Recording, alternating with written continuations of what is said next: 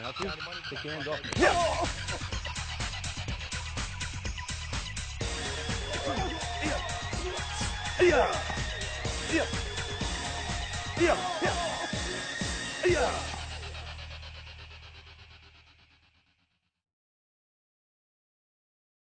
Hello, my name is Scott Rogers. Today we're going to be covering the Kyusho Jitsu pressure point aspect of self-defense. Self-defense we're dividing into two sections. One is simple attacks, one is complex attacks. Simple attack is defined as a grabbing attack, something with limited motion, such as a wrist grab or a choke from behind. Complex attacks would fall into the category of pushing and punching and throwing. So basically we're going to start with the simple attacks. We're going to illustrate the different points and we're going to show how they're used in combination. You want to make sure that you've watched the first two tapes in the series. This way you know exact locations and proper angles. We're going to cover them here, but we go into a little bit more detail on those. And remember that generally we're going to start with the arm points and we're going to work our way into the body. Generally when somebody's grabbing you, the danger is in the opposite arm, so we're going to be taking that into account as well. So we always want to be aware of what can strike us, not what's holding us. Somebody reaches out and grabs you, it may be uncomfortable, but they can't hurt you with this arm. It's the other arm that you always have to keep an eye on. So the first one we're going to do is what we call a same side wrist grab. Now that could be grabbing your wrist, grabbing your elbow, basically anywhere below the elbow. So when you practice with your partner, vary the grips because people are going to attack you in different ways. So we're going to start with that. We're going to bring John out as my assistant, and we're going to get started.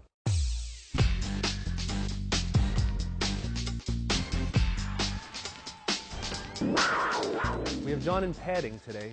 Basically this way, as we hit the points, it starts to hurt a little bit. We want to also show a little bit more contact than we've been showing on the demonstration tapes. What we're going to have him do is reach out and grab. Now, you can just go off 1 second. First point we're going to use is what we call the mid-forearm point or the lung 6 point, which is halfway between the wrist and the elbow on the inside of the radius, right over here. Okay? So as he grabs, now, the first thing we're going to watch for is this arm. If he throws a punch, we're blocking the punch, of course. So basically, as soon as he steps up to grab, your eyes are on that arm. If he punches, we're going to block it and continue with our technique. Now, when we block the punch, we're going to be targeting the lung 5 point inside here.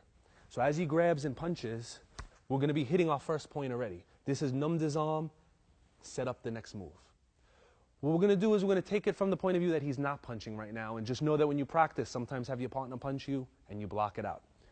We're going to go back to our first point, the lung 6 point. Your partner's going to grab. We are not going to move our feet. All we're going to do is rotate our hip in.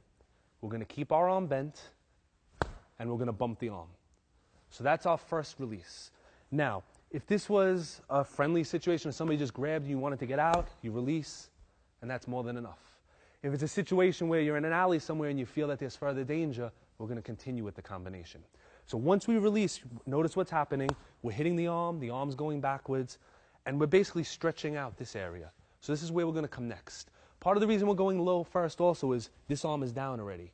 And instead of passing all these targets to go up high, we're going to keep his mind and his body occupied by striking the rib cluster, which on the Bob dummy, we can see it a little bit better, the 3 points in this region.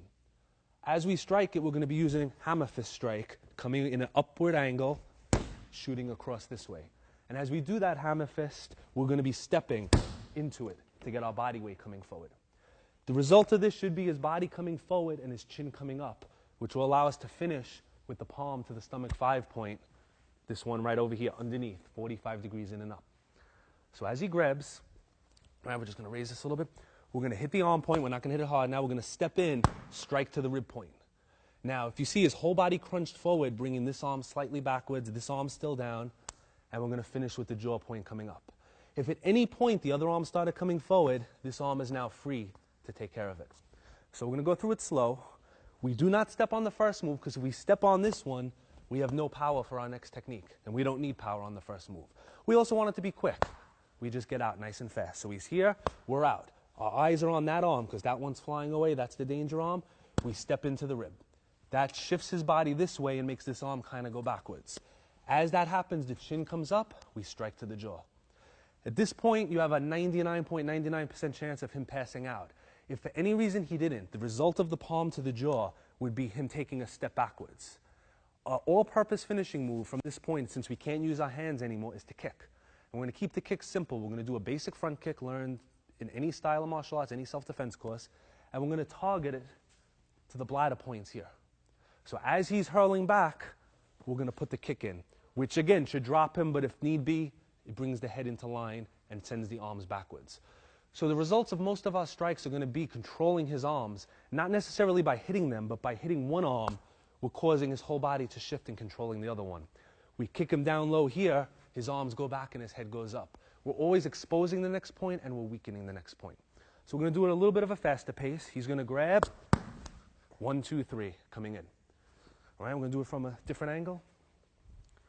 All right, so again, we're striking the arm, stepping in, hitting the rib in an in and up manner, palming to the jaw. And as we palm to the jaw, this hand can come up. There's no reason to leave it locked down here. Bring it up. So as he comes in, 1, 2, 3. And if need be, he goes back. He didn't fall down. Follow with the kick and just continue going. When you practice, sometimes it's good to go past what you need to do. Done correctly, pressure points, even just doing 1, 2 without the padding, there's a good chance of dropping them. We follow with 3, we continue with 4. You practice 5, 6 moves. That prepares you for the fact that if maybe you miss something or something doesn't work your way, your body's trained to keep going. You want to get yourself into a routine that you do everything you need to do until the person goes to the ground. So basically, when he's on the ground is the only time that you're safe. Even if he's standing there and he can't breathe, he's leaning forward. If he's standing, he can move forward to hit you. So if he's on the ground, you're safe. 2 ways to get him on the ground: to knock him out or to sweep him or throw him to the ground. At either of those 2 points, that's a good time to run or to get out of the scene if possible. But if he's still standing and you turn to try and run or you try to get away, if he's not injured, he's going to come after you. He's going to catch you unaware. All right? So one last time, we're going to just switch the angle one more time. He's here. 1, 2, 3. And we're right underneath onto that point.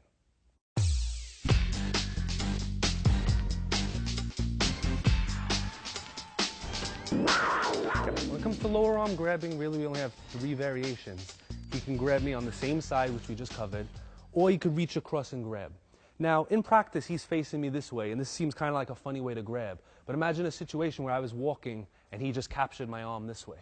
So this could kind of be like to stop me from where I'm going.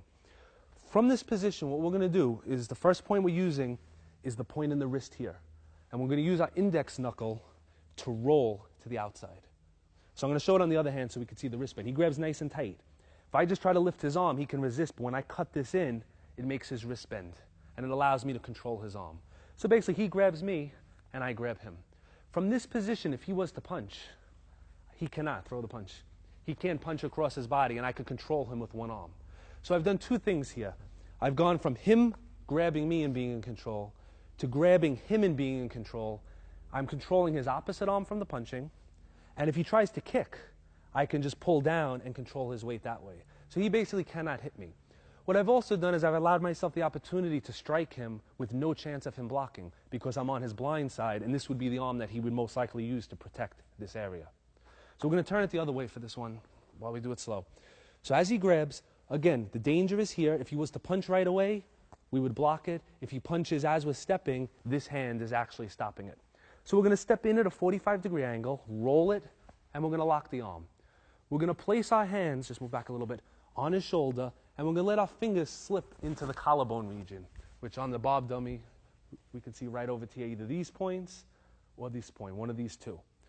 Basically, it just gives us a better grip, and it's going to control his body weight. So as we step in, we're here, we press down, and that kind of makes that happen.